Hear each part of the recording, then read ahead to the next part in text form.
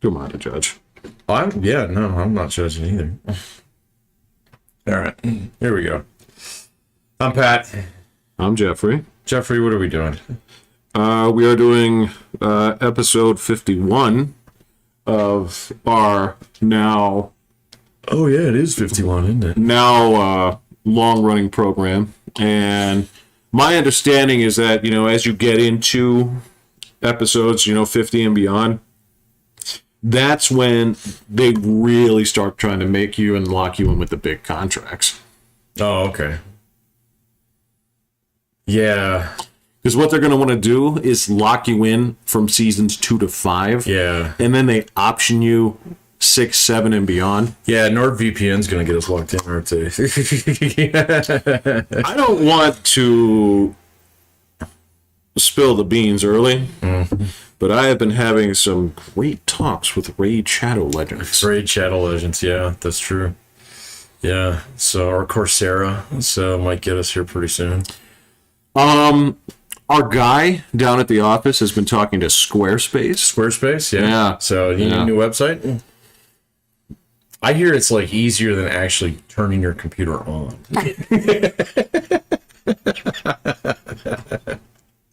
Well, okay, now, weren't you doing some, getting some inquiries from Audible? Oh, no, they got too big for us, man. That's a big force? Yeah. So they still got Dan Carlin plugging all their stuff. So yeah. Well, I got to tell you, I've got a line on Sherry's Berries. Sherry's Berries. Is there let's pretend, for example, where some dumb company listened to our banter and they said we're gonna hang the future of our company on these guys. Is there anybody? An awful idea. Well, I mean, you could do worse, but I'm just saying that. Really? All right. Could you? Yeah. I mean, only 4 people listen to us. You know what? That's a media thing. Okay. All right. Yeah. I know how this game works. You got to hang in there. Right. And my question is there any company that could come to you, right, just straight up hey, we want to advertise with you, and we're going to make it good. Is there anybody that you'd turn down? Oh, that I'd turn down? Yeah. For ethical reasons? No, I like money. Okay. Yeah. I'm just going to pretend that the money's good. Yeah. Right? No, if the money's good, yeah. So that I don't care. Yeah. Unless it's actually the CCP or something. It's weird advertising, but okay. Yeah, no, I got you. But no, if straight up, we were being asked to endorse cigarettes, no problem. Oh, yeah, I don't know, though, man. I haven't seen a cigarette ad in ages. I don't think you're allowed. I'm just saying that, if Philip Morris came to us and said, here's the Brinks truck, we're going to back it up for you. Oh, absolutely, no problem. Okay. So, yeah. All right. No problem. All right. No issue with that whatsoever. Yeah. Yeah, I can't think of too many organizations that I would flat up turn down. I mean, shoot, if Mormons want to advertise on here, that's fine. Scientologists, yeah, come on, bring it on. As long as your check doesn't bounce, man. So I will sing the praises of Scientology for your dollars. Okay. Yeah. Fair enough. Yeah. I guess I don't really have that much when it comes to integrity in terms of who pays me to say whatever in front of 4 people. So by the time it got to 1 million people, then I might, but then they would be paying me instead. Yeah, but that's the thing. That's what I'm saying is you're still focused on the size of the audience. Forget about that. I'm talking about your personal. Well, the size of the audience would matter to me. Well, I mean, if you're gonna, you'd recommend NordVPN to 4 people or to 1 million people, wouldn't you? Yeah, I would. Yeah. Yeah. I'd be less likely to endorse the Church of Scientology in front of 1 million people. Well, Unless a few of them actually take me seriously. The 4 people that I know who listen to this will not take me seriously, and they'll just be like, Pat, you're buying beer next time. And I'll be, yeah, I'm buying beer next time. No, because this is not a full-blown endorsement. This is not saying, like, you're a member. You're just putting the option out there, right? Yeah. You shilling Toyota doesn't mean that you can't also drive a Lexus. No, I understand. I don't think there's anything dangerous about Toyota, though. I'm not so sure about Scientology. No, you're just... It's kind of like, you know, if I tell 4 people, yeah, you know, bleach cures like fucking COVID, so go drink a gallon of it. Yeah. All right. I have, like, no fear that any of the 4 people who watch this would actually do that. Okay, who's advertising with us to do that? I don't know, but that's just my example. Okay, sure. So if there were 1 million people listening, then yeah, I'd probably be a little bit more careful about, like, you know, yeah, maybe you don't want to drink a whole gallon of bleach. No. Look, the whole thing about this is obviously you wouldn't be asked to fully endorse this, right? Okay. We'd go into this organically, and, you know, while we're talking about some kind of subject, it's kind of like, hey, what did the cats do today? And you tell me, and then because I don't know how to segue, I say, hey, fuck that. So if you're, I don't know, Patrick. I don't know if you've been shopping for a new religion, but I have been getting pamphlets, and I'm hearing big things about the Scientology thing, right? Yeah. Now, that's not endorsing. It's just saying it's an option. I don't know, man. I don't know if anybody who listens to us would buy that. So, I guess as long as the Brinks truck actually drops off the loot. Yeah, we can't besmirch them, but we don't have to, like, fully. Yeah. Like, if we're advertising like Snickers, that doesn't mean that we can never eat another, you know, Hershey bar. People should pay us not to talk about them. So. No, we endorse the shit out of people that deserve it. My Patrick. Oh, no, absolutely. I think endorsements should be free, like Dutch Brothers. Go buy Dutch Brothers coffee, and no, they didn't pay me to say I paid them today. Right. Okay, go get a Dutch Brothers. It's good stuff. All right, but like if Dennis Quaid listened to last week's episode, I'd take $1,000 from him to never talk about him again. You think that's his deal? You think he'd be like, knock it off, or do you think he'd try to, like, show up tough and, you know? I don't know. You think he'd come here and say, I heard what you just, you know, said about me? I think that guy's like 5'4" or something. So I think if we're middle-aged, that dude is in... that guy's in his 70s. Advanced age. Yeah. So if he comes up trying to intimidate... Look, I'll kick fucking Dennis Quaid's ass. Yeah, I know you would. Yeah. And Yeah, I'd help you carry the body. it's fine. Yeah. So, you know, if that's his game, and he wants to come down here and intimidate me, or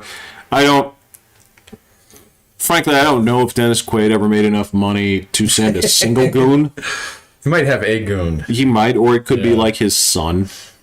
Oh, yeah, he's probably related to him. So Possibly, I don't know. When you're related to your own goons, that's pretty indicative of how your career's gone. So, yeah. You know. So Although he is married to Meg Ryan, though, isn't he? Or wasn't he? I think he was. I don't know if they still are. So, I think you're right. yeah, I remember back when she was hot, and then she got kind of like, ooh, Well, been out in the sun too much, lady. it wasn't even just out in the sun too much. It was like she always had a super, like, natural look that worked for her. Oh, and then she started getting all the shit done. Well, and then somehow it turned out that not all of that was completely natural, but it gave the appearance of being natural. Oh, I see what you're saying from back then. Right, which is why she kind of looks weird now. I haven't seen a picture of her in a while. I did see, who was it who was actually talking about this the other day? I think you go back, they would never do any plastic surgery. And they did it was a Guardian, it was Simon Cowell. So yeah. And so they did this like before after Botox thing. Yeah? And he looks fucked up, man. So, I mean, he was like looking pretty like natural before. Yeah. Yeah, but apparently he went off the deep end and decided to, like, you know, dye his hair, you know, try and tighten up his wrinkles and shit. And it didn't work out really well. No? No. So, He looks a little bit messed up. you know, I didn't notice it until I saw the before and after. So, and when you see the before, it looks way better, even though he looks older. So that's different. So Well, you know what? This is kind of on us because there's this segment of people in the world that just refuse to accept that people age, oh yeah, right? And especially when it comes to, like, I don't think guys get it nearly as bad as women. But, no, I don't think that's possible. But just like I remember somebody bitching. There was like, Harrison Ford looks old. I'm like, he is old. he is old. He's 80. Like, how do you think you're going to look when you're 80? Yeah, I mean, I don't want to, I'll be fine, man, because I'm not gonna really expect people to look at me and say like, "Oh man, I remember when you were 35." Doing Indiana Jones. Yeah, that's true. Yeah, I saw you, Patrick, and all those weightlifting magazines and stuff. So I mean, yeah, that's when you were doing your best professional skateboarding. Right. Yeah. Exactly. Yeah. So give Hawk a run for his money. He spoke about you in high regard. I remember. Yeah. Like it was, like he was always mocking you, but you could always tell. We're cool now. Yeah. Well, no, it wasn't that. It's like you make fun of people you respect. If he didn't like you, he'd be like, who? He'd just ignore you. Yeah. Yeah. He's like, who? Yeah. Out of where? What? Colorado. Yeah, Colorado. Yeah. Yeah, Harrison Ford needs to hang it up too. I don't know, man. I don't want to do another new movie night. No, we I feel like that was pretty cathartic last time around. I got a lot of bitching out. Well, you've had two in a row now because they had Star Wars rant the previous time. So I was actually looking back through the catalog, just at the titles. Yeah. And we seem to flip flop between movies, weird bullshit, and then politics, and then back to movies. So what are we on? I don't know, man. Are we on weird bullshit? I think we're on weird bullshit. I don't know. Hit me with some weird bullshit. I got no weird bullshit, man. Weird bullshit is not like in the rotation. You have to load it like a gun, all right? And if there ain't no bullets, there's no pulling the trigger on that gun. That's a bad metaphor, but that's one of the worst. Yeah, my bad. Can you it's not like a thing on the wheel where it comes up in turn, man. It's just there has to be weird bullshit going on for us to talk about it. You know what? I think we both have to acknowledge it as weird. Yeah, right? yeah. That's the problem. Yeah. It can't be like, I can't say like, yo, man, I saw this big bee outside. That was really weird to me. And you're Right, like, yeah. She's like, Jeffrey, they're indigenous to this they're culture, called man. carpenter Yeah. bees. It's like you need to They leave live the in the house more ground, often. yeah. That's not weird. And then, the title of the episode is Jeff is stupid, and then... Yeah, I don't know. I don't know if I'm really up for talking about politics, though, either, man. There's just nothing going on. So... Well, there's stuff going on, but it's the same stuff going on. Yeah, there's nothing new going on. There's slight developments in previous political stories. I didn't, I was working, so I didn't catch up on... I didn't check up on my China stuff. My understanding is it's just as or more horrible than it was before. I did watch ADV's podcast today. Yeah? Yeah. Did it get better? No, China did not magically heal itself over the course of the last week. It was kind of interesting though, because Asian Boss had an episode that dropped like maybe 2 hours after theirs did. Did you tell me those dudes are sort of shilling lately? That's the accusation. I don't know if it's necessarily accurate, but the guy who hosts it clearly has tried to be a little bit more careful about not losing his China access. Okay. And so they had one drop today where they were interviewing this American black girl in Shanghai. And I don't know, man, everything that I see with China now, I view as some kind of suspicion. And so, because it's just like, speak freely, but, you'll get deported, if you do that. And so she was like very kind of above board about certain things, but then there are other things. It's like, well, so what do you know about these centers where they take you if you have COVID? And she's like, I hear some of them are okay, kind of thing. Yeah. Right. So, but it's basically just like a giant, like indoor soccer camp, where like you shit in the floor, kind of thing, and it's just like gross, man. So, and I don't know, man. I mean, I've gotten much more skeptical of anything that I see come that way. And I have seen a couple other people do it. Actually, you know what? Lau White had one come out. Matt had one come out yesterday where he interviewed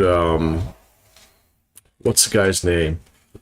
He's a movie producer who brought all the Marvel movies over there. Oh, Kevin Feige? No, Fenton.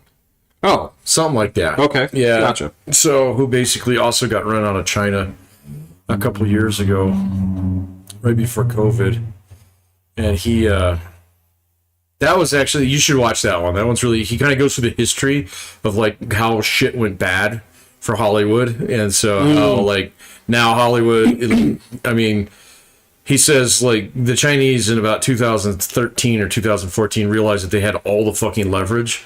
Okay, because that's when people stopped going to movie theaters quite as much as they did in the past, thanks to Netflix and things like that. Right.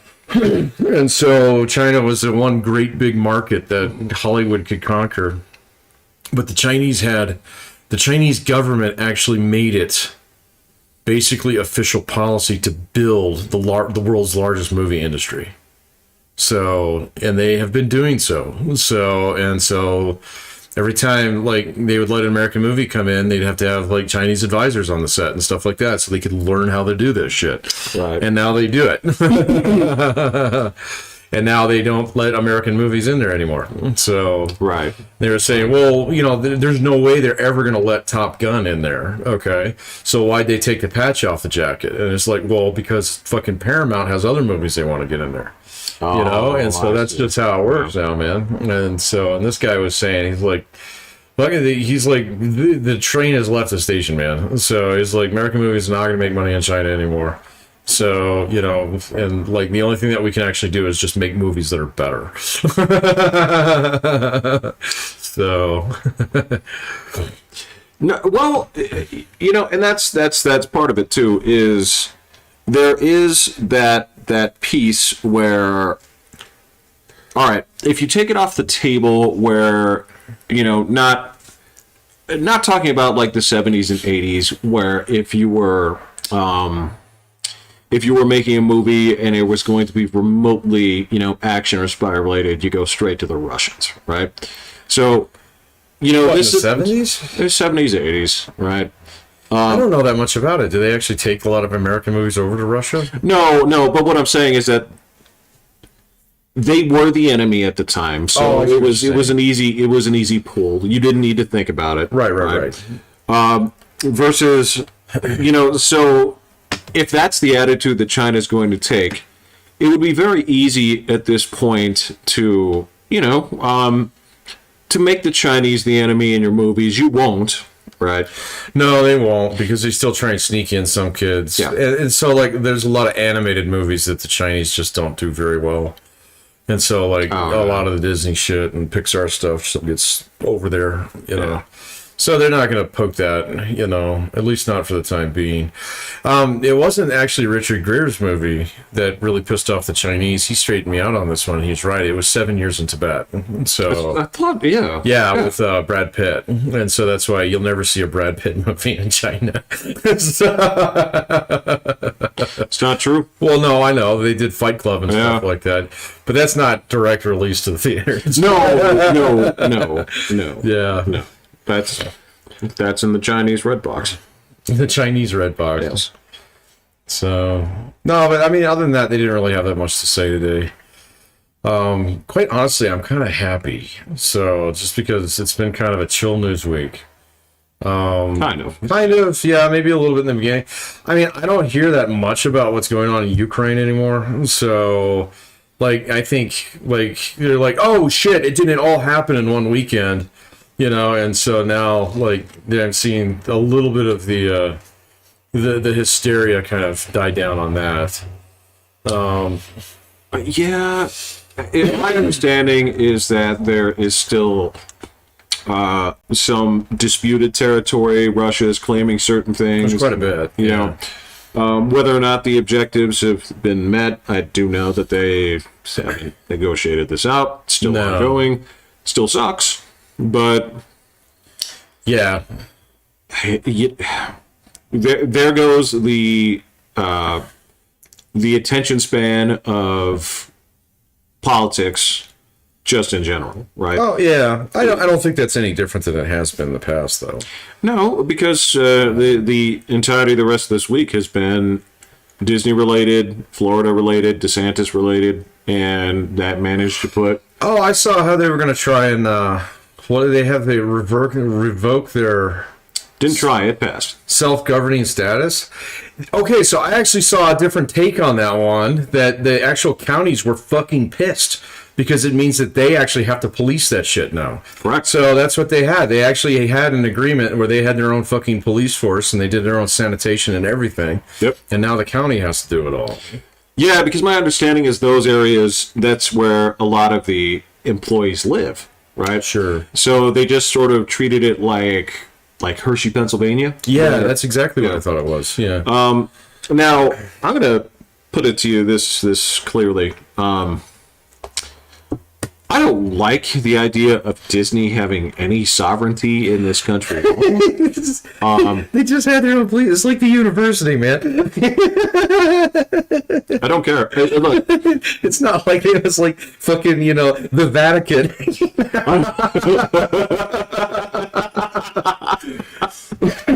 Anyway. I don't like it. I don't. I've had it with that company.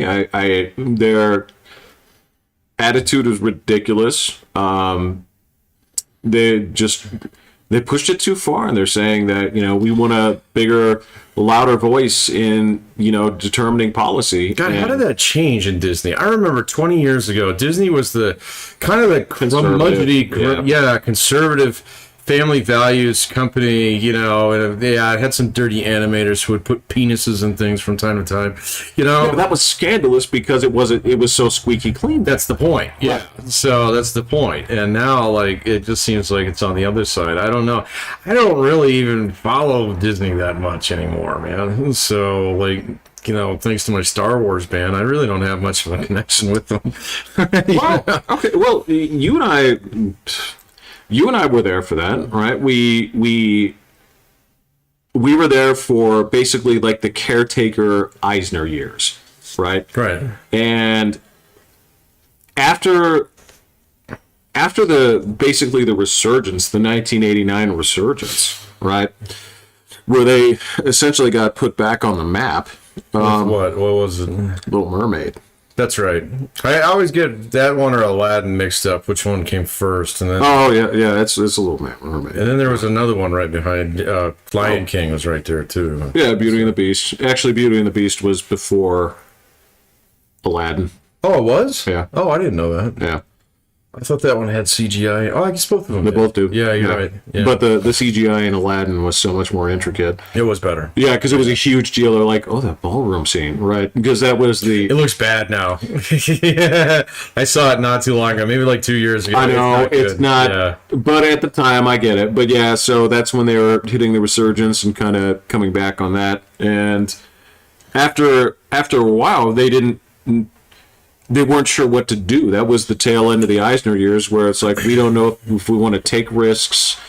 All I know is that if you went to a video store, you were never not going to find a copy of fucking, Aladdin 2, The Return of Jafar. So, they were playing it super safe with direct-to-video sequels and stuff like that. They did have quite a few of the Disney Vault. Remember that? Well, and that was the whole thing. We're going to lock these things in here. Yeah. Right? My understanding, the only thing that's vaulted at Disney is, that Song of the South. Song of the South. And The Three Caballeros. I liked that one. Yeah, but I did too, but... Oh, I did like that one. Yeah, my understanding is Is that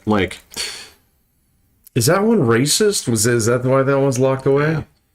Just in the same thing, there's 3 minutes of Fantasia that's locked away forever because racism. Oh.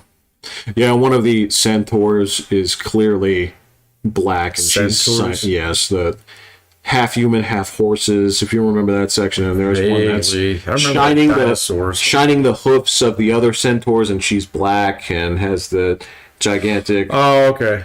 Yeah, it's gone. Yeah, okay, that's been scrubbed. Okay, that's the vault because everything else you can get, right? Yeah. I think you can make a pretty good argument for Songs of the South on that one, but at the same point in time, I've seen Songs of the South. I have too. So yeah. So I don't think it's nearly as offensive as. I don't think it's nearly as offensive either. So it's definitely an antique though.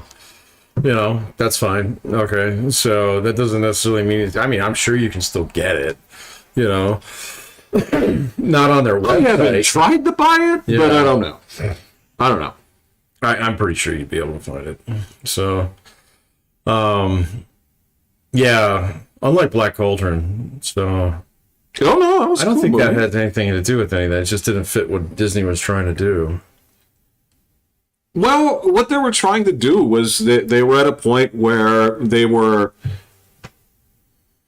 in a bad place, right? Because so a lot of the tail end of that falling off period, I like a lot of movies from there, but you can tell that there's actually a lot of reused animation, and there's especially between like Jungle Book, Robin Hood, and Rescuers. There's a few in there where they are using the same animation, same dances at least, over and over again. They just like draw new horns on something or something, but it's the same dance. So with the jazz hands, Yeah, well, and there's also one where the guy and the girl do the little arm loop thing. So there's that. I have a suspicion that's probably all. Not just that, but a lot of that is probably just traced from the same rotoscoping footage. It's possible. Yeah. They used to do wireframes too, didn't they? So, yeah. Just like with little stick figures and shit. So. Oh, I wouldn't be surprised, but I think I saw a special on that once where, and then they would put a cell over those things and then do a new character on top of it, but they have all the motions and the sequences. Oh, I can see that. Yeah. But I could also see they didn't. Disney rotoscoped some stuff, but not everything. And so certain things like dances, Well, we're not talking about like the Ralph Bakshi stuff. The Popeyes and stuff. So. Well, Popeye's different. Ralph Bakshi was the guy who would do like those weird versions of Lord of the Rings. Oh, yeah. Okay, so he's more recent. Yeah. I actually saw a YouTube clip of Boromir's death from the Lord of the Rings. Oh yeah. Man, it looks bad. It's weird. It's weird. It's just not right. So, I do still like the Hobbit one. That's different. The Rankin Bass one. Yeah, that's different. Yeah, absolutely. Yeah. No, I do. That one has. I keep forgetting how short that thing is. It's only like 35 minutes long, so it's so short. Well, it's a little bit longer than that, but I don't think it is. No, it's. I watched it a couple of months ago. It's like 70 minutes. Oh no, I thought it was much shorter than that. Or maybe it's the Lord of the Rings one that's really short. There's one of them that's really fucking weirdly short. So. Return of the King is weirdly short for. Yeah. And those are the two that have the same visual style. And then the rotoscope ones from Ralph Bakshi are they're bizarre. Yeah, I'm pretty sure that's the one that I was seeing. So, I don't know though, man. No, I guess we'll see. It's not like Disney's going to put Disney World on wheels and roll it on up to Georgia. No, they're not. No, they're not. Yeah. They absolutely won't. And they'd be stupid to try. You keep your bases in Florida and California, and you don't listen to... I don't know how much of their park business is actually... how important that is to their overall business. It's huge. Is it? Yeah. Is it like bigger than the cruise lines? So my understanding is the cruise lines are like the margins are super thin. Oh, I don't know. Yeah. So I listened to something where they talked about the cruise industry, and they have to flip things so fast Oh yeah. right? So when that ship gets into port, right, they essentially have one day to clean it out and restock it because it's going to be leaving the next day. Yeah. Because otherwise they're losing money. So Well, it's not like they're cleaning it while it's on a cruise. So, or they're not cleaning it while it's on a cruise. no, of course not. But I mean, we're talking about all of the foodstuffs come out, foodstuff all comes back in, Yeah. all of the equipment, everything else, stores. all that shit.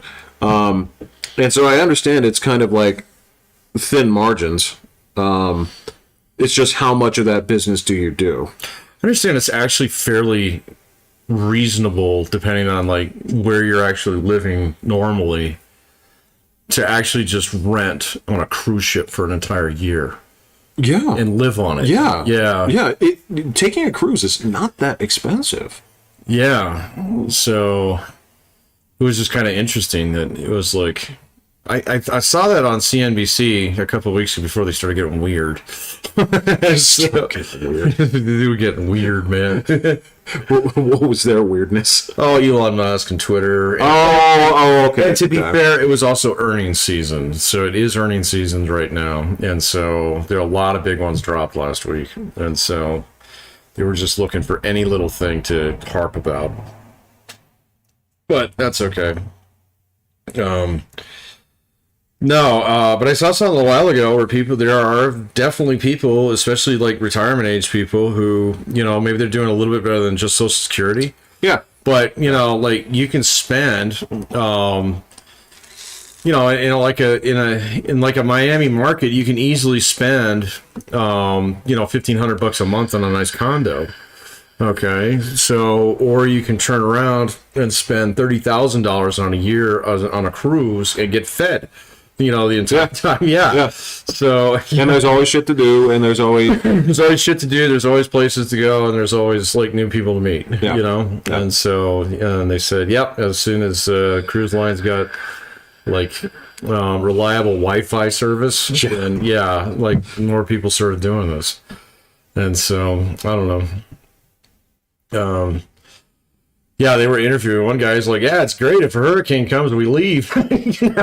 Genius. He said they couldn't do that with the condo, man. So, no, I have no problem with that whatsoever. I think that's cool. As a matter of fact, I mean, if they're enjoying it, that's more to the point. But yeah, that's because cruises are just not that expensive. For you and me, it would probably cost more to get out to the. It would cost more to fly there. Yeah. It would cost more to fly there than it would to actually take the cruise. And of course, you're going to spend money while you're on a ship, too. Yeah, a lot of them, to be fair, a lot of them have gambling. So there's a lot of, and as well as I do, that casinos are pure profit. Oh, yes, absolutely. Yeah, the house always wins. All you have to do is have the odds basically 52-48, and you're fine. You're going to make money. Just have to do enough business. They're all like that, too. I'm well aware. I know you're aware. So the online ones aren't any better, Jeff. So, in my desperation during the COVID lockdowns, I looked to see if there were any appealing like online casinos. oh, you don't gamble online? No, Oh, I thought you did. no, Oh. I don't. Oh, okay. No. Oh, okay. I thought you were playing poker a while ago, or I mean, slots. Yeah, but that was different. That was just like app Just slots. for funsies. Yeah. Yeah. Okay. Yeah. All right. I got it. That was just to stimulate the noise and pleasure center of my brain that hadn't been in North Dakota for a long time. Right. Because I found an app that actually had a lot of the slots that I used to play. Oh, okay. So I'm like, oh, okay, great. Yeah. I don't have to fly back out to the Grand Treasure near Williston. Woohoo. See, like at the bar, I'm the only guy who doesn't gamble. So, I don't think my brother does either. But everybody else, they're all doing sports books and OnlyFans is something else. FanDuel. There we go. Are they into that too? I don't know. Some of them might be. So, Well, I don't have a problem with it. No. So if OnlyFans came to us and said, oh yeah, drop off a truckload of money. No problem, man. But you guys don't get a free one, so unlike Dutch Brothers. So I would advertise for Dutch, but if just for product. yeah, it's just for product. Yeah. Just for product, especially if they deliver. What, Dutch Brothers? Yeah. Well, you don't like taking a ride over there? I don't mind, but Oh. if we're talking about actually feeling like stars, and the Dutch Brothers actually, I don't ever want to get to that point where I feel that way. really, Yeah, really, yeah. so you're. I can think of nothing that would be more uncomfortable for me to hang out in my life than a personal assistant. So No, I'm talking about like the Dutch Brothers just brought the coffee over here. yeah, I don't really care. I mean, you have no qualms about letting John Domino bring his pizzas to you. That's true. Yeah, So, I don't think Dutch Brothers does delivery though, so this would be like a Grubhub thing. sure, and if they just paid the bill for that and said, take this over to our guys over there, I guess I'd be happy with the free coffee. They have pretty modest tastes. I don't know why you get the impression that I'm so fancy, but No, yeah. Your house has more art than mine does. if you want to call this art, and you're certainly welcome to call that. I mean, if you're looking at my Marlboro, tin sign, then yes. But Yeah, your tin wall. yeah, That's all foodstuffs. yeah, no, Or supplies. That's right there. Yeah, supplies. Yeah. But yeah, I would accept that if they were just, hey guys, thanks. Yeah, we got this. That's what I'm saying. Yeah. Is, hey guys. I don't know. I can't think of anybody else right now that I actually want to give a shout out to.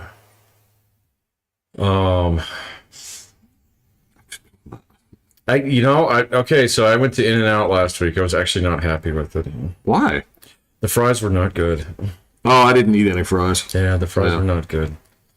So I went a couple weeks ago and the fries were great. Oh. And then last week they were bad. I don't know. We'll just get burgers. Yeah. Yeah. Burgers are pretty awesome. Oh, they're fantastic. They're amazing. But They are pretty good. I wouldn't know. I don't really eat fries anymore, so. I don't usually do either. I was thirsty. So Thirsty? for salty, I wanted salt. That's the. Oh. I don't think salty's the right word. No. you were trying to pickle. I was trying to pickle. Yeah. Yeah. So I don't know. Is there anything? The only thing I could endorse is I have been playing a video game lately that's fantastic. which one? It's called Tunic. Haven't heard of it. What's it about? So I want you to think about the closest thing I can equate it to is the Legend of Zelda game on the Super Nintendo. Only Super Nintendo? uh-huh. So that would have been A Link to the Past, and I don't remember. so the graphics are fantastic, and the whole catch of this is, the game really expects you to figure things out, and I do mean it.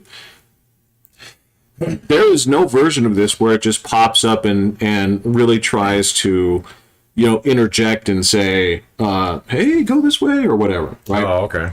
It really expects you to not just trial and error, but just you get an item, you just have to use it and see what happens. So is it like a fantasy game or? A little bit. Oh, okay. I mean, sort of. I mean, you do swing around a little sword and you have a shield. And Oh, okay. All right. again, very Zelda-like. You can throw these little bombs and stuff like that. And you have little magic items. But the efficacy is up for you to discover. How do these work okay. against these different enemies? Try it. Yeah, I mean, pleasantly surprised with this. Just amazed. Yeah. I don't know, man. I've got Horizon Zero Dawn in my wish bucket Oh, again.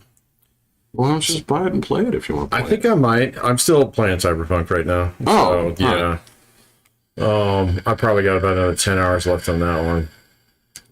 But we'll see. I don't know. I'm pretty close to the end. I'm just fucking around now. Yeah, it's a lot of the game. So how did you find Tunic? Did you get it recommended on the Steam store or?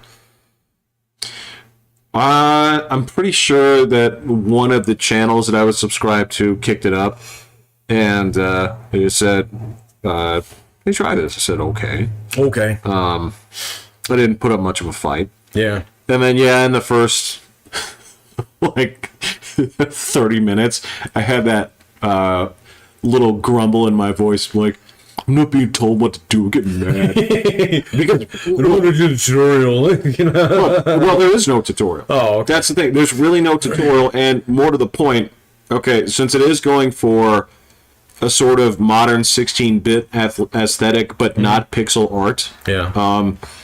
you are actually, part of the job is you are finding the pages of the instruction booklet as you play. Oh, like missed. You know, the thing, it doesn't speak in English. It's all written in a different language. Like, is this a made-up language? Yeah. Or is it an actual? Oh, Yeah. okay. But what's amazing is that because this is supposed to be like an NES-style booklet, Yeah. okay, you'll find that the artistic touches that people have like taken a pencil or a pen and written on the pages. Writing the codes on the back. Yeah. And little things in there. I'm like, this is actually kind of like genius game design. Sounds interesting. So, we'll see. It's brilliant. But yeah, it's just been finding like, time to play it, just banging on my house. Yeah. No, I've had some time to play lately. It's just But you had a ton of work to do. I've been doing a lot of work this last week. I'm not happy about it. So, No, neither am I. but today, I watched TV and banged on Cyberpunk for a bit. What the fuck were you watching? I was watching that shit on I was watching YouTube. So, Oh, that's right. I was watching the ADV guys. You call that TV. That's my TV. Right. Yeah, I don't even really have regular TV anymore. So, I still do. I just don't use it. It actually dropped off my icon page because it had been so long since I used it on my Fire Stick. Oh my. Yeah. Oh my gosh. That's I guess my question is my next game. I don't know how much. I don't know how much of a meal I want out of a game next time. I don't know. We'll see. Yeah, that's a fair question. I don't know. I guess. Yeah, I did bang out a game of Old Colonize a few weeks ago. I think we talked about that. Yeah. Yeah, okay. Yeah. I got the other one. Maybe I'll flop that one on there. Just play a game of that. It's not as good. What, the new one? Or Yeah, the new one's not as good as the old one. I mean, it's still good, but it's just, it looks dirty. The old one's like nice and colorful, you know? Actually, let me clarify this. The new one is actually far superior to the original, but it has what it is missing is the charm. Yeah. And a lot of that game is the charm. The gameplay mechanics in the new one are actually miles better. You think so? I didn't think they were that different. Well, that's the thing, is they actually retained a lot of the characteristics of the first game. However, certain quality of life things, i.e. like trading and Oh, yeah, that's true. You could set those up. movement and automatically. combat and things like that, That's right. modernized successfully, actually make for a far superior product. Yeah. But there's something to that mid-90s aesthetic Oh, yeah. and sound and... Yep. I don't know. We'll see. Maybe I'll fire up Flight Simulator 2 a little bit. It's a very mature It's thing. been a for you. little while since I played that one. So, You feeling okay? huh? You feeling okay? I'm feeling awfully grown up at the moment. That's Feel a little stressed out, mid-age, kind of bullshit going on. So, I thought Flight Simulator was the game that sort of straightens you out when you're going through tough times, you know. right, yeah. You know. So, you play something that's decidedly less violent, than your normal games, unless you get any bad ideas. So. Come over to your house, it's like playing Flight Simulator. It's like, yeah, I'm getting divorced. Yeah. Or whatever. You know, you're just going through. Right, yeah, going through a divorce. My mom's sick. Yeah. No, that's right. Because there were two games that you play when you're trying to put your mind. You're trying to. That's right. They were the mental defrags because that and City Skylines. You don't play Skylines when you're completely content. No, you don't. Playing Skylines is what puts your mind back in order in a. It's the Jordan Peterson of games, Yeah. It's very much so go 12 clean your rules room. of, Go clean your room, dude. Yeah, you're absolutely right. And you're like, yeah, actually I feel better after I built this megalopolis and finally got to the point in time where I was ready to crash my computer because, you hit 600,000 people in your city and it's basically fucked. Yeah, one of two choices. It's either that or buy a new computer and right. We did that. We did that. Yeah. Yeah, I only built one large city on my current rig. So it still runs great. It runs great. Like it just muscles straight through it. Just I don't care. Powers through it. I don't care what the coding leaks are. It just doesn't matter. No, and it doesn't apologize for it either. No. So, yeah. No, like even with everything turned all the way up on the new Cyberpunk, it was like, it runs fine. Yeah. So it runs great. Everything's smooth. Rain looks good. Yeah, they actually have optimized it now. They have. Yeah. It's all ray traced. Instead of just fucking brute forcing it like it did the first time around. The only thing is that people look kind of shiny in it now. So they didn't, I believe it. They didn't look that way before. I can believe that. Yeah, so they look a little shiny if you get too close to them. So, which you do when you're playing with Rapticals. That's true. That's a Velociraptor. That is true. So, but yeah, after 2 weeks of cities or something like that, like you come to a decent conclusion after that, and it's not big, but it's just kind of like I haven't been to church in a while, or you just gotta go to church, yeah, or you're just like I gotta rethink how I'm investing.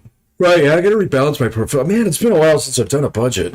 Yeah. So actually, shit, it has been a while since I've done a budget. you play cities, you come out. I eat out a lot. Yeah, I eat out way too much. So it's like, how much did I pay in taxes? Yeah. So why do I suddenly care? Well, and I mean that was part of your thing. That was your escapism when you were held to ransom in Arizona each year, and eventually you just started accepting it. You're like, well, I'm there. I guess I just I actually like going there. I just have to enjoy it. It's a whole week where I just get to game for an entire fucking week. Right. And eat oranges. So it's pretty awesome now. Yeah. But yeah, there's like 1 year where I was like bringing my fucking laptop, because I didn't do that the previous year. So, and then I was like, I can only watch so many people play golf in one day. So, I need some form of entertainment. So that's when I bought Skylines, and I remember sending you screenshots of that week. Oh, yeah. I was like, I can't fix this, Jeff. So, I put a dam in front of a bridge, and it's flooded the fucking bridge. Yeah. I was like, oh, yeah, I'm going to get a hydro dam here. It'll be awesome. And then there's this low-lying bridge. And so the lake ate the bridge, and then all the little cars are floating around. With little peoples in them, And you're like, Jeff, where's the National Guard button? Right? Yeah.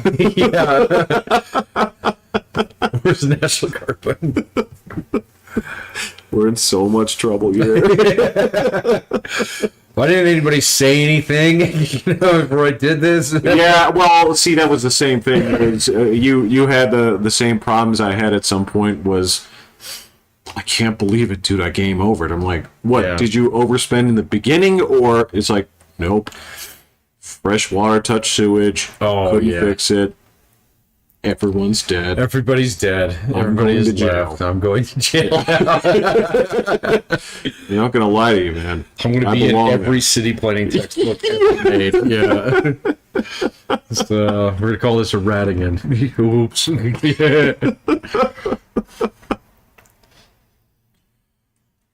But Yeah. I think that I don't know, man. I'm gonna wait for the next one. I tried to fire that up a while back, and it was like, nah, there's no city that needs to be built right now. No, well, yeah, I had the same problem. I came to the same conclusion. I just realized I'm at peace. Yeah, so you don't need to make a city. There's two modes with. All right, so when it comes to Skylines, there were exactly two modes that I went through. The first one was Mania, which you went through as well, where it wasn't that we were broken. It was that look at all the tools, look at everything in front of me. I want to know more about this game because this is. It's like they had a notebook, right? That was just their whole game plan. Was they had this notebook of my private, like, personal thoughts about things I didn't know that I wanted to have changed in SimCity, right? So I couldn't even voice those things because I didn't know, because that's just what that was. Right. And then they had done most of the things that I wanted, minus a couple of real personality things, but that's, we've touched on that. But in terms of actually being able to really build the way I wanted to, there was a mania for a while where it was, you could look at my hour counts when I was first getting it. It's just like pure discovery. Yeah. Right. And once discovery had ended, because I'd finally understood the general mechanics of, okay, move this road, create disaster. Right. Fix disaster, disaster stems elsewhere, because I was short-sighted. Once I started, stopped fixing just-in-time plumbing repair, which is how that game felt. Yeah. Right. Yeah.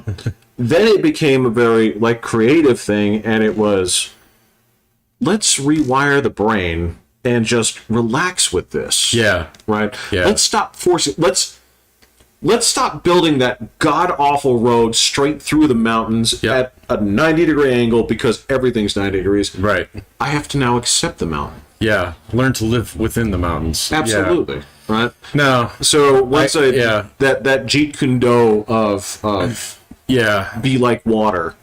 Right. No, that's a very good way to put that. I kind of ran into the same thing when I realized that I did not have to use all of the space. Yes. And I was like, wait a minute, you know what? Fucking people travel much faster on highways, so just spread everything out.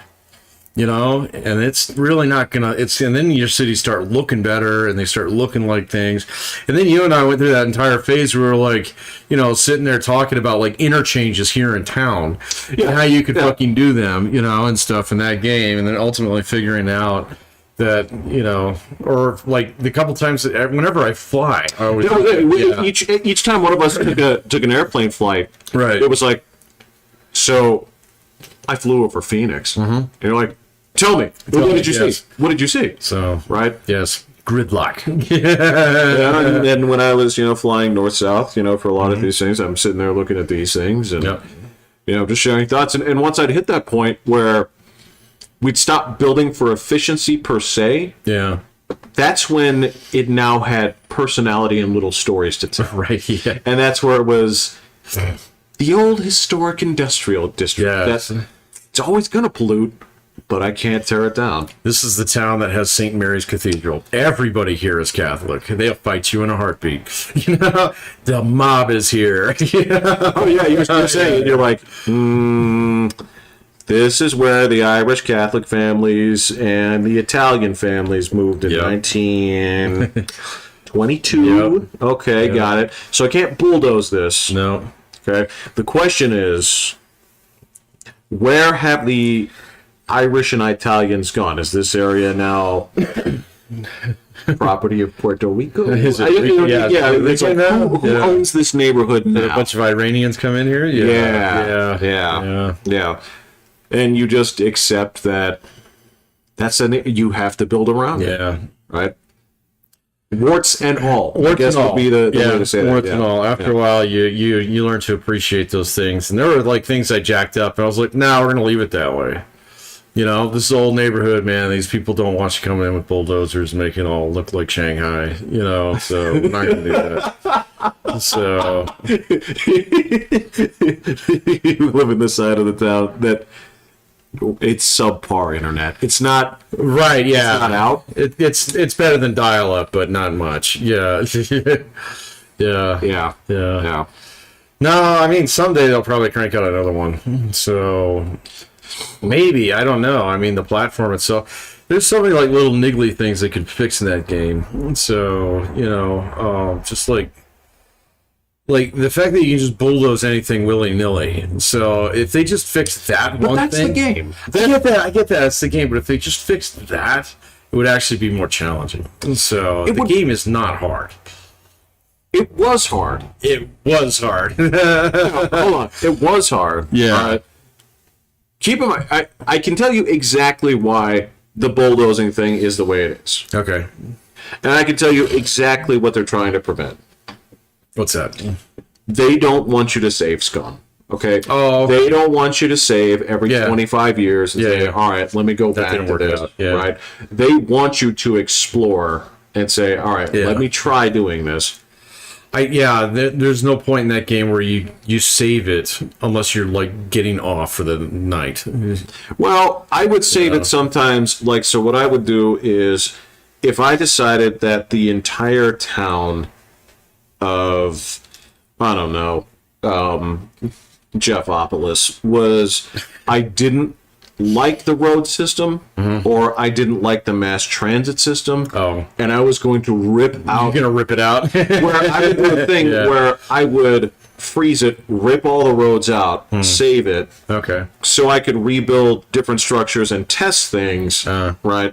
But I don't really consider that save scumming. That was just, No, not really. I'm going to do an experiment with this, but I think they just don't want you, they want you to keep moving forward, Yeah. right? No, that makes sense. Now, I wouldn't be opposed if they wanted to, like when you jumped in, sort of like the difference between Minecraft, like regular and survival, or creative and survival. Creative and survival. So if they had a mode where they're like, if you want to bulldoze something, you got to give like fair market price, and Yeah, so like a survival mode, that'd be cool. yeah. That was always a good move that they did make in Minecraft. So Yeah, and just do it so that if you want achievements or trophies or whatever, then you play survival mode, and if you want to just jump in there and oh man, Minecraft is fun. Played hundreds of hours of Minecraft. the game is way different than it was. It is way different. There are so many more things in it now. So there's one YouTuber that I've watched for probably 8 years now. So motherfucker, he's really good at building like machines and stuff now. And there are so many new things that you can use. So I can't even tell. Oh no! I mean, I'm surprised that they don't have full blown like jet aircraft now. Some of the things, because what some people have made in that game are amazing. I mean, I've seen videos where people made fucking computers using redstone. Mind blowing. So with actual displays,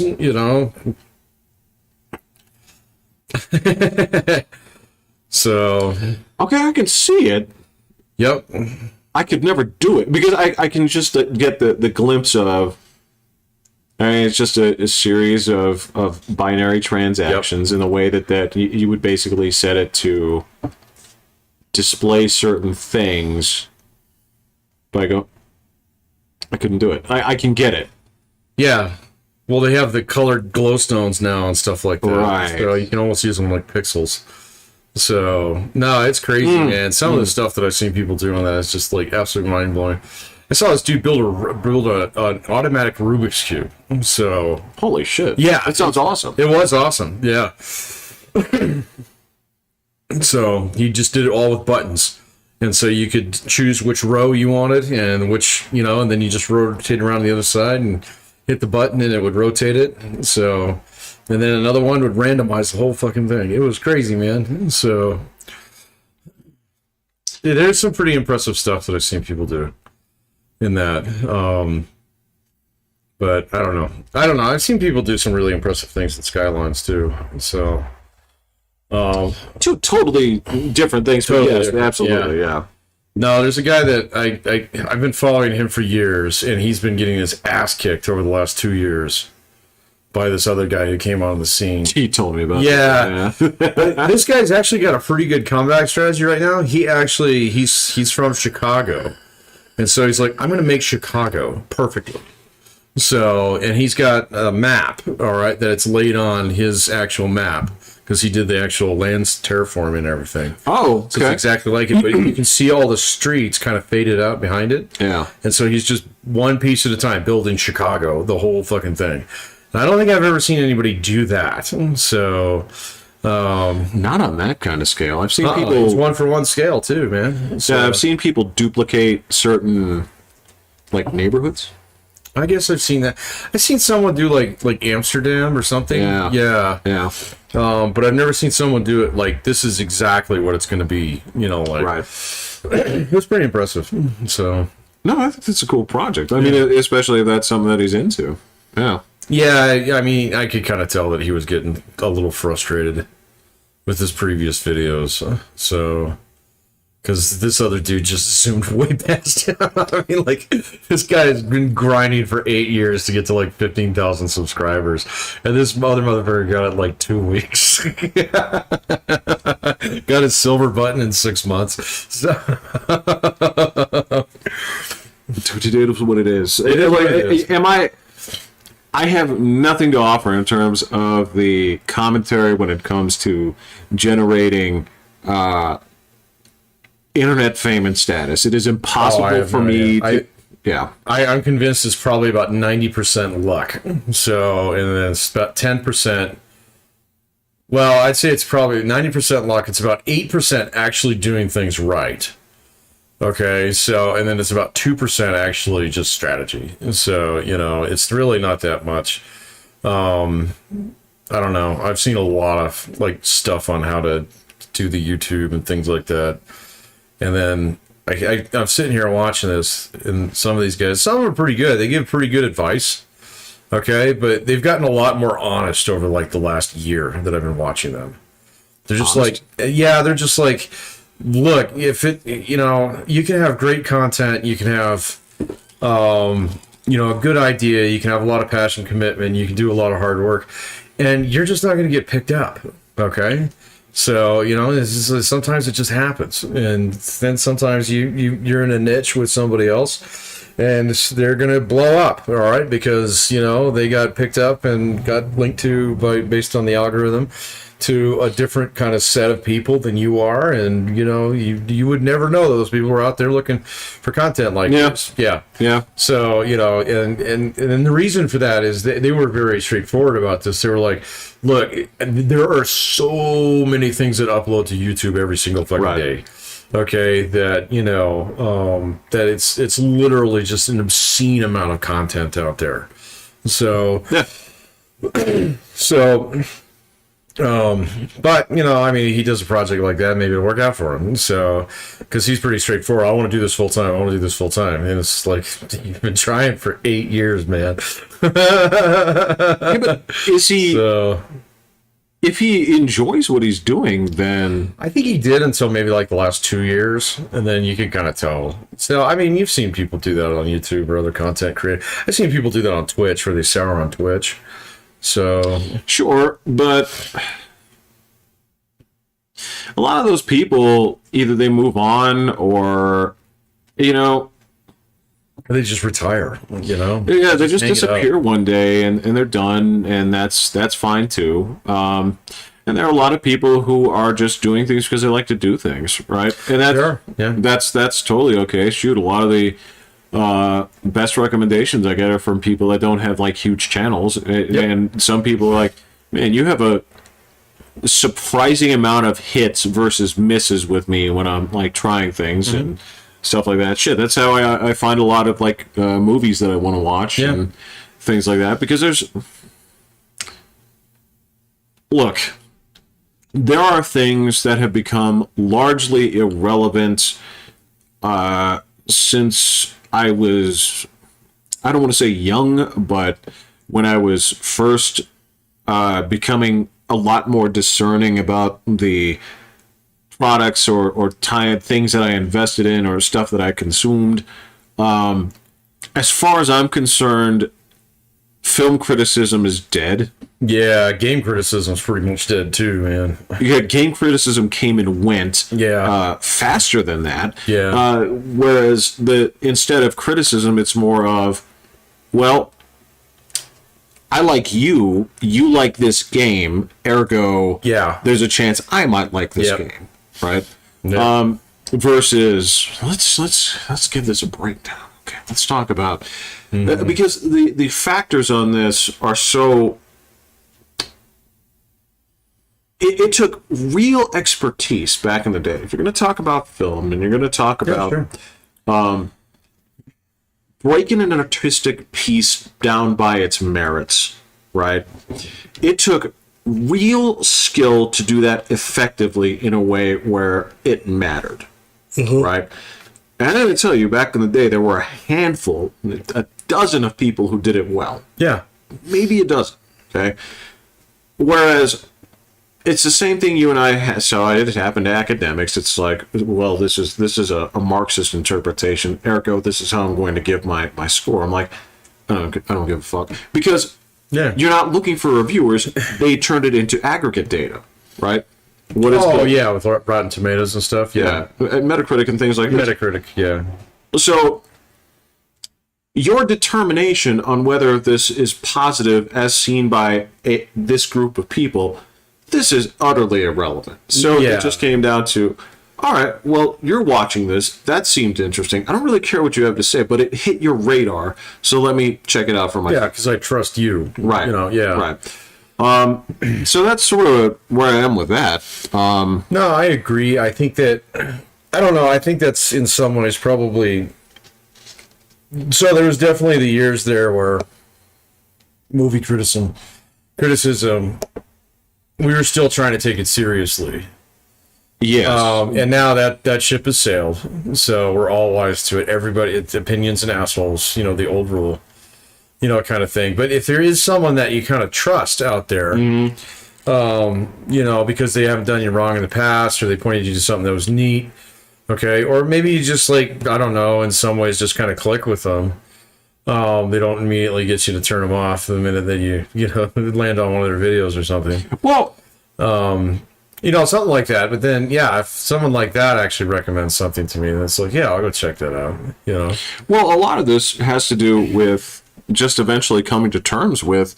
This was the same problem we used to have with PC Gamer and stuff back in the day. Was why did the reviewer enjoy this in the first place? What about this game did they like? Yeah. Right? And so if they're busting out the rare 100s and saying this is the best goddamn game I've ever played, right? If you're into this for certain things that I am not, so when I see somebody playing something and enjoying it, and they're a person I jive with, right? Because, look, I hate to say it, but when they come out there and they say, all right, here, I want to recommend this game. I had the best time with it. It's like, all right, I'm ready to listen. Right. And they say, it's a deck building game. I was like, I'm out. It's a deck building game. No thanks. Sorry. Yeah. You know. Yeah, not my thing. Yeah. You can love this all you want, but you know, I don't jive with deck building card type games. Yeah. And I never will. Yeah. Not that I haven't tried. No.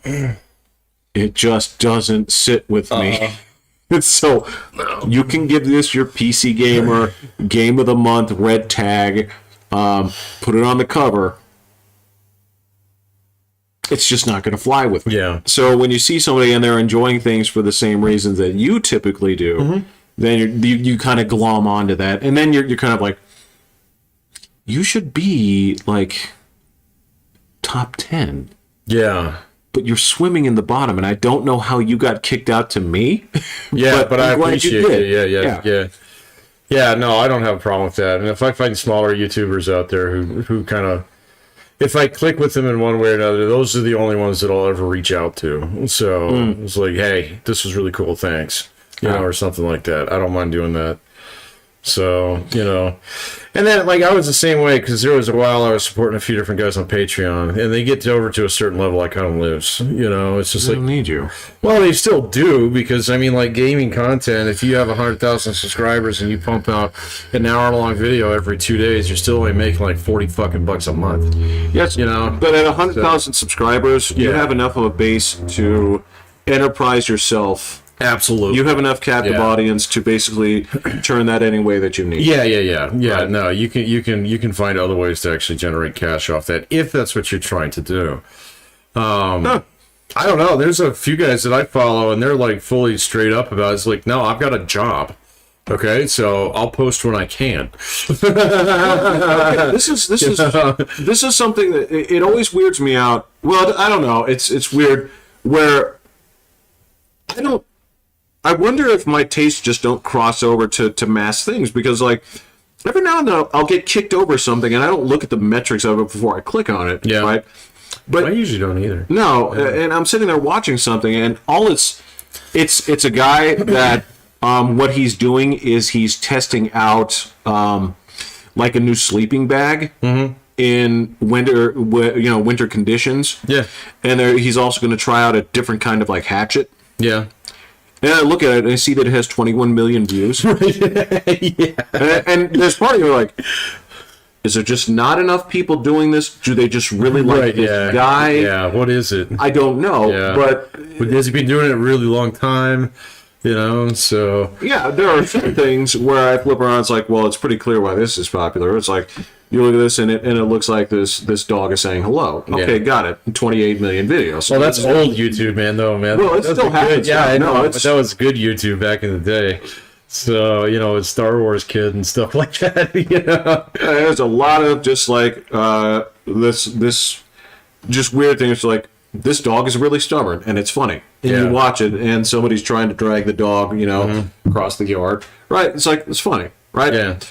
But then there's just other stuff. There's this one channel. All this guy does is he just buys crap at like the grocery store. Yeah.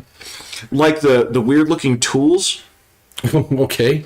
The ones where it's like, well, all right, well, if you need to section your olives, let's try it out. Boom. All right, well, that does it. And it's like, all right. I bet you never peeled an egg like this. Wow. Okay. That's great. All right. And this dude has like 17 million views per video. Oh, wow, that's great. Right? Yeah. And for me, I don't know, because there's no way that you jumped in saying, like, I wanted to try out that little bullshit juicer. Right, yeah. Right? Yeah. No, there's definitely, so like some of the more successful guys that I've seen, and so I've been watching YouTube long enough now, okay, where like there are a few people that I can think of just in my subscription feed right now who I saw them go from nobody to basically like huge in a couple cases. And in one of the cases that I'm thinking of, the guy was exactly like that. He started doing something that was like, it's a car repair channel, okay? Things. And first he just started like just bringing his camera to work, kind of thing. He was like, well, I have to do this work anyway, so I'm going to film it, okay, kind of thing. But then it started to turn into something completely different because he was really good at doing a couple certain types of repairs. Oh, okay. And so now he does like all custom shit. So, and it's like completely changed his life and blah, blah, blah. It's really cool. But it's not what he started out as. And so, like, yeah, the guy is peeling eggs. I read down that he started out, just sitting there, I was like, well, I'm going to make YouTube videos about random shit in my kitchen drawers, So, but then eventually people just like that. I mean, there's like the one channel that I saw this one go nuclear. It was this guy who builds, like, he owns a chunk of land in Australia, and he walks around in his shorts and he just builds like Minecraft houses out of like real mud, shit. Mud and sticks and stuff. Yeah. And it's like completely quiet. Yeah, have you seen him? Yeah. Oh man, I watched his channel when it started coming out, and I was like, oh man, this is fucking great.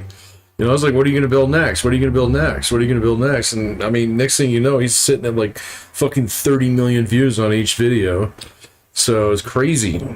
Well, what? And then he disappeared. He just poof, gone. Like 3 years ago or 2 years ago. He's just done. So, But what I think is fascinating is this is a weird thing. Again, with the of course the big. I don't know if you want to take this political or if you want to just take this as entertainment, right? But Netflix is hurting. Netflix is hurting. What's the politics behind that? I don't get it. Well, okay. So here's the thing is there's Netflix has been notoriously quiet about their internal metrics and things like that, right? Well, like their views and stuff, or views, how they rate things, how they make their they don't post like the rationale between like canceling or renewing certain shows, right? They don't talk about this kind of stuff as like a normal network would. Yeah. Right? The only thing that they have to post because they're public is subscribers, right? Their revenues and stuff. Exactly. Yeah. The hardline numbers, right? So they expected to grow by like 2.5 million, but they're down 200,000 subscribers. Yes. Got it. So they missed their target by almost 3 million. That's pretty, yeah. And they're expected to lose 2.5 million more in the next quarter. Yeah. Right? And so because they're so secretive about their data, right? Mm-hmm. What people don't know is, are you losing this because of the looming crackdown on password sharing? Are you guys losing this because of certain very progressive takes that you do with your works, especially when it comes to adapting existing properties? Yeah, because there's they've done that quite a bit. Well, like some of the documentaries on there are just fucking unwatchable anymore. So they've got so bad. Yeah. And then there's other people just questioning the model where your entire model was content, not good or bad, just more of it. Right, yeah. Right? Oh, yeah, I used to be able to watch all the Dinesh D'Souza movies on that channel, on Netflix. There's that, but there's also the part of it where at the time, before the great splintering, it was like, well, you can watch all these Marvel movies. Oh, those are gone now. They're on Disney+. They're on Disney, yeah. Well, it used to be able to watch all these WB movies on that. Well, those are all on HBO Max, on HBO, right? Now. And so the question is, what do you do? And so they're just sitting there saying come back when the new season of Stranger Things comes out, right?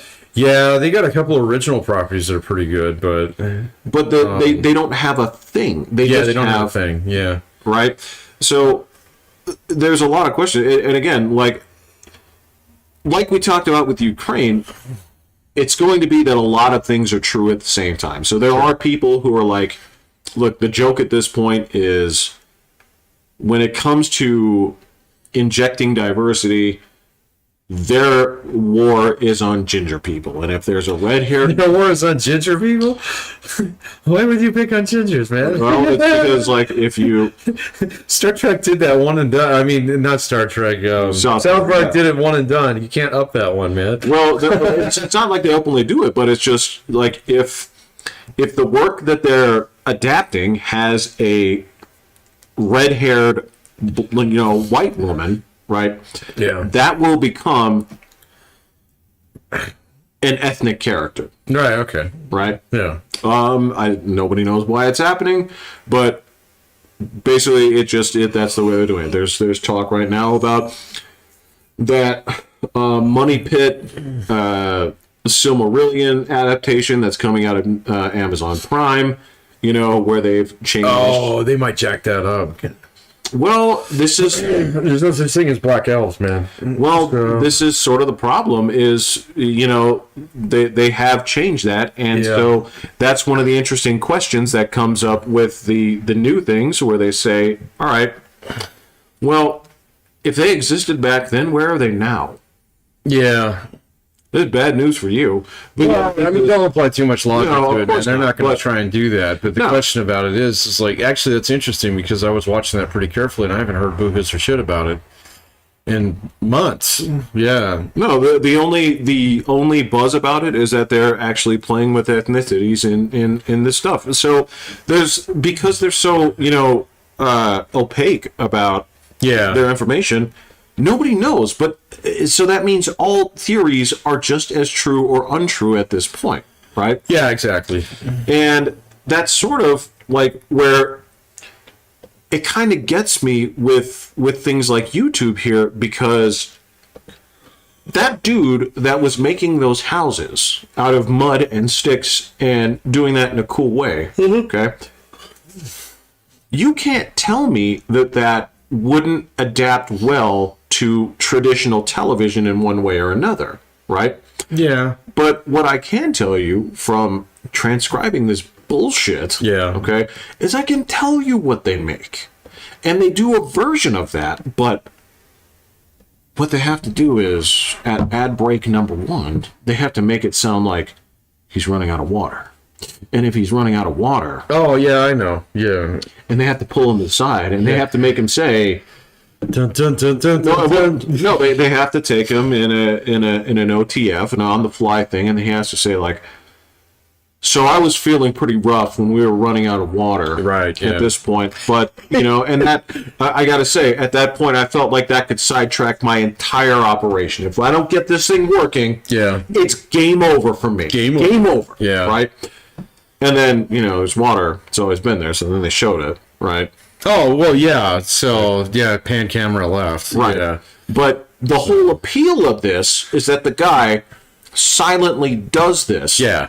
And what should be like no-brainers for executives to go to YouTube, just say, who has 30 million views and what's working? They say, no. All right, no. Here's the thing. No, this is bad television. I'm going to take this, okay, and I'm going to TV it up for you. Right, yeah. Right? So every attempt they've ever made to take successful formulas, they fuck it up every time. Yeah. Because they're like, but that's not TV ready. But it's not TV ready. Well, the TV ready thing isn't fucking working for you either. No, man. I remember watching that whole slide. Discovery was at the cutting edge of all that stuff for years. Those guys, they're the worst. Chose their deal with the devil and wrote it to the direct center of Beelzebub's anus, where they currently reside, right, and control the 7th layer of hell. Yeah, no, you can kind of see where it's going, and then now that it's come to full fruition. Yeah, I mean, it's just so off-putting, and so when I see a dude with a silent camera, make a fucking house in a 9-minute video out of mud, sticks, and peace and tranquility. Yes, it's kind of like. Yeah, actually, I want to see more of this, or like, all the other things, like, oh my god, man, they're all like that. So even like HGTV and all their housing flip shows and stuff. Oh, there's a first commercial break. We found some crack in the foundation now. So of course you did, because we got first commercial break coming. So, Well, look, and I can tell you again, this is ridiculous. This is from the behind the scenes. This is where I get to see. I'm now in the different classes where I transcribe the stuff where it's just the pieces, okay, and the middle, and now the finished product, right? Yeah. And when you actually see the behind of this, right, where it's like, all right, well, let's put you into this event where we can get things, and then what they do is they take what's there, pull people aside for these interviews, okay, and half the things are, say this. Right, put it put it in your own words, but say this. Yeah. Right? And it's funny because every now and then guys will say, like, I'm not saying that didn't happen. Right? They're like, well, how would you feel comfortable saying it? It's like, well, and it's like negotiating here, a little bit, and the nice thing is, thank God, is like, I don't have to transcribe this, but but there are moments where the guys are like, there was one I was watching with this what's the appeal of it is they're families, but they're Indians from India. Okay. That's the show. That's the show? That's the show. Oh. Right? So? And stuff happens where it's traditionally Indian, and stuff happens where it's not. I'm riveted. That's the show. Yeah. Right? So what you're saying is, I have an ethnic neighbor, and we do things a little bit differently sometimes, right? But you have to take these incidents and ramp it up like there's drama. Oh, and so yeah. one of the women, it was funny because she has her own business and all this stuff. She's just kind of like, if you're trying to ramp it up like there's some drama between she and I, that never happened. Yeah. So if your next 6 questions are about this again, you can stop now. Right. Because I'm not going to do that. Yeah. She's like, that didn't happen. I Yeah. just don't know Good her. for her. Yeah. Right? Well, no, I mean, that happens more often than you think. The fucking moonshiner guys were the funniest. Oh, yeah? They're like, you keep trying to make us into these ignorant hillbillies. It's like, I'm a chemical engineer from MIT. That's not true. But then but then you're like, you wouldn't, the thing you're asking me about, I would never do because you wouldn't take this outside. You wouldn't. It has to condense into. That's why you have it inside. But now you're telling me it's just like flying off the handle. And again, this is the whole thing: is you take what would be an interesting idea, right, and you TV the fuck out of it, and it loses all of its appeal. That dude making those huts, right? I've seen it. It's dope. It is dope. And it's 2 things. It is relaxing. And he extends a lot of credit to his audience. Well, okay, so it's equal parts relaxing and captivating because the sounds and the experiences are so mellow, so natural that they're fantastic. And then the other part is, fuck, that's cool. Yeah. Like, Right. but there's no part where you're like, that's gonna fall apart. Right, yeah. Yeah, you're right. So he's gonna get bit by a snake. Right. But again, it's the same thing. Like when I was, it's so funny when I used to watch certain shows with the dunderheads. I love them, but the dunderheads on the rig that likes Naked and Afraid, right? Oh, they're like, no, this is a cool show, and they present it as like, well, you take your clothes off and you have to survive in the wilderness. Yeah. Now I've seen the back end of it, and you're not really naked and afraid when you're conducting interviews. Like if people get sick and they need to go home, got it. But you're not like, they're there. We're gonna starve to death. Right. There's no tell my wife I love her, right? And it's the last thing that you see. Tell my wife I said hello. Right. Whereas if you're actually doing this on YouTube, it's not a stage production. No. It's just... Well, I mean, so now you're starting to see some of that where you're getting a little bit more TV stuff. Yeah. So like my daughter's completely hooked on Mr. Beast. Is that TV, essentially? Yeah, it's better game show television because it's creative, at least. So, right, but basically, the guy is basically just a game show dude, so he just plays different games. So sounds like there's a niche for it. Yeah, absolutely, there's a niche for it, and that's why he draws in more people than the fucking nightly news, man. So it's crazy, but again, like there's something on YouTube where you get almost instantaneous feedback on something. And so if it works, you keep doing that. If it doesn't work, you do something else, man. It's not like you go around and tell people, oh, no, I've been doing this for 10 years. This works, Oh, right. Yeah. Right. So we need to actually, ramp it up right before the first commercial break. Well, it's you're right, because there's 2 ways to go about this thing, whereas either you have content that speaks for itself. Right. And when they say, oh, well, does your YouTube channel work? It's like, well, the metrics are right there. Yeah, exactly. Right? Or you have people that essentially cater to a very specific group. Yeah. And then they go ahead and panhandle and go on Patreon welfare. And so they keep... Patreon welfare bread tube, yeah. Fucking, like... Some real capitalist communists out there, buddy.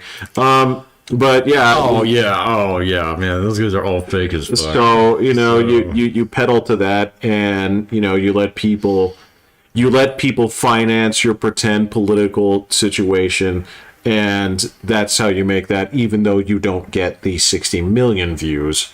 Right. And so yeah, it's kind of a game, and that's great. Good. Let me say this way: I don't begrudge anybody that gets the views that they do. Oh no. Right.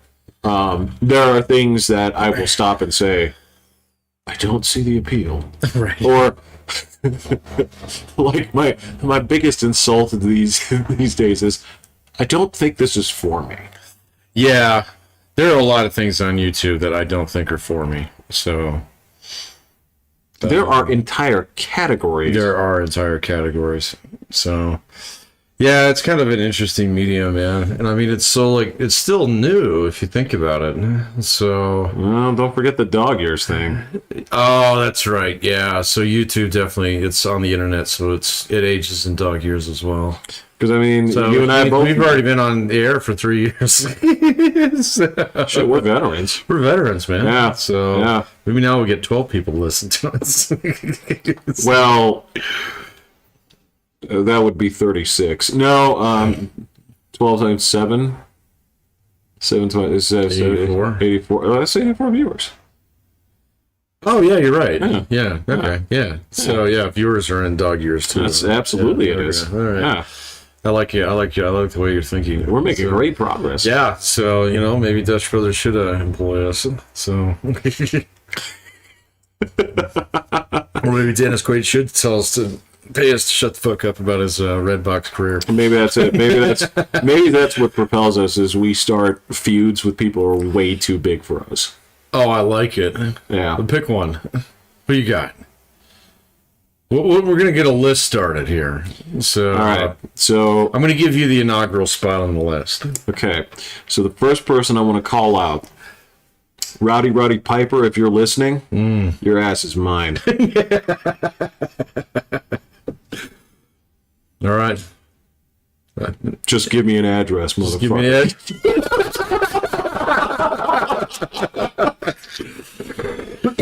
All right, Roddy Piper, number 1 on the list. Okay.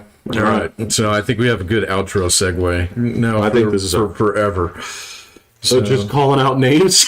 I guess, man. You do what you can in order to take attention, but it's also kind of cathartic as well. So Roddy Piper is someone I've not thought about in a long time. I look forward to you whooping his ass. So this is like the ACS, ice bucket challenge. I've called him out now, so Yeah. yeah. It's balls in your court. That's sir. on you. Yeah. Coward. All right, I'm Pat. Shut it down. I'm Pat. Yeah. Yep. All right, hit the button.